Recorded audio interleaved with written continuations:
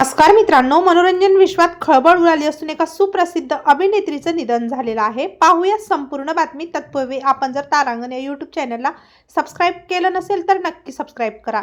गेल्या काही काळापासून आजारी असणाऱ्या सुप्रसिद्ध अभिनेत्री के.व्ही. शांती यांचे निधन झालेले आहे।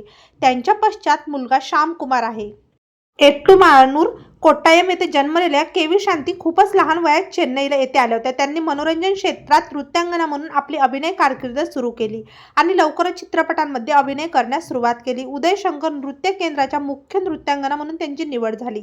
तेव्हा के.व्ही. शांती यांची नृत्यांगना म्हणून कारकीर्द शिखरावर पोहोचली होती। त्यांनी जगभरातील विविध देशांमध्ये सादरीकरण केले। आतापर्यंत के.व्ही. शांती यांनी 50हून अधिक चित्रपटांमध्ये काम केले।